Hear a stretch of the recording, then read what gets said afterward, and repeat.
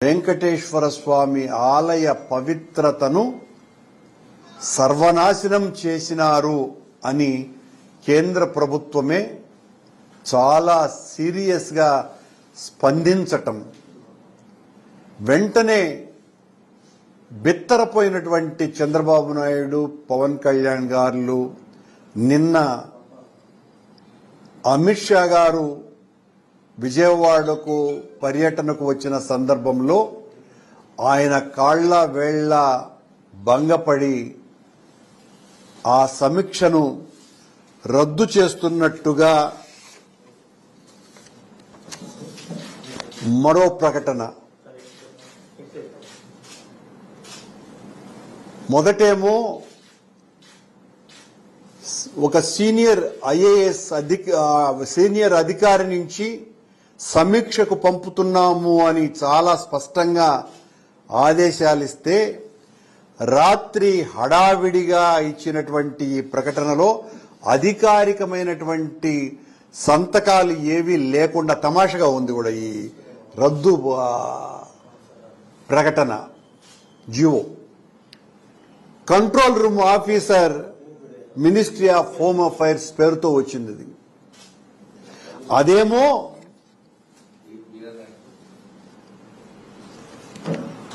Ashish V Gavai, director disaster management division, ministry of home affairs తో పలానా Sanjeev Kumar Jindal additional సెక్రటరీని disaster management నుంచి పంపుతున్నామోనని చాలా స్పష్టంగా పంపితే,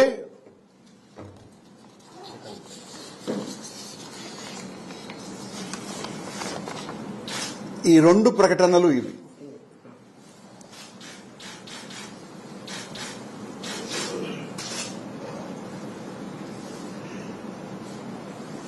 ఒకటి, కేంద్రం అనుమానంగా కొండ మీద జరుగుతున్న అపచారాలకు, దుర్ఘటనలకి బాధ్యులైనటువంటి వాళ్ల మీద చర్యలు తీసుకోవాలా అన్నటువంటి ఒక స్పష్టమైనటువంటి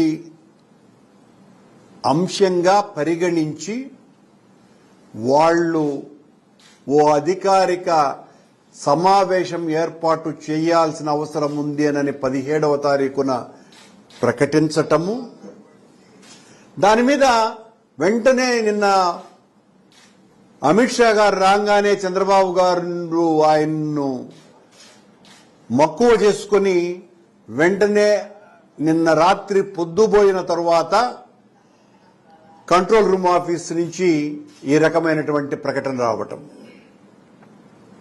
అంటే ఎంత భయపడ్డారు చంద్రబాబు గారు. మొట్టమొదటిసారి చరిత్రలో లేని విధంగా కేంద్రం తిరుమల వ్యవహారాల మీద జోక్యం చేసుకునే అంతగా ఈ దుర్ఘటనలు జరుగుతున్నాయి అని వాళ్ళు భావించటం.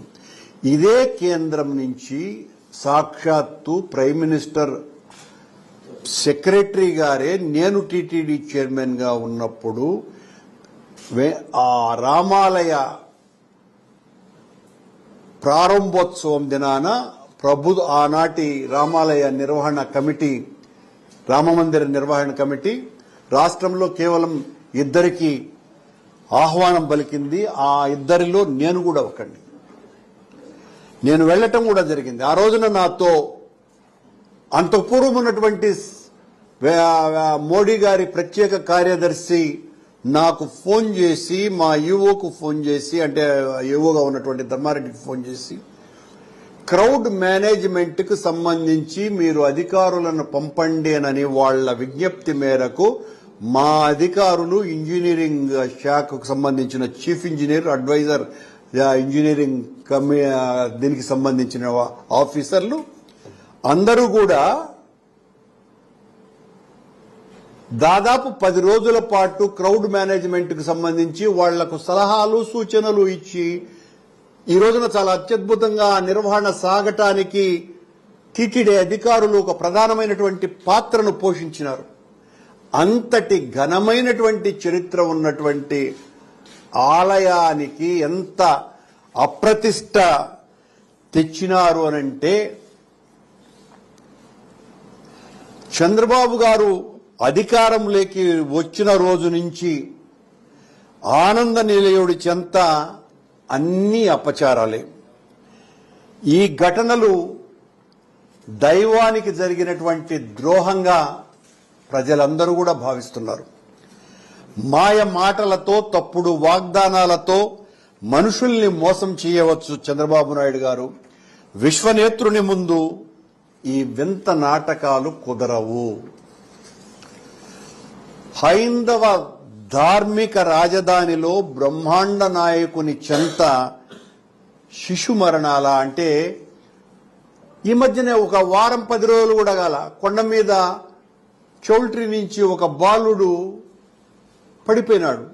దానికి చంద్రబాబు గారికి సంబంధించినటువంటి పత్రికలు కానీ ప్రసార మాధ్యమాలు కానీ ఏ రకమైనటువంటి ప్రచారము ఇవ్వాల. ఎందుకు చనిపోయినాడు, ఎలా చనిపోయినాడు, అసలు ఈ దుర్ఘటన జరగటం ఏంటి? వెంకటేశ్వర స్వామి చెంత ఒక చిన్న పసిబాలుడు చనిపోవటం ఎంత దుర్మార్గము.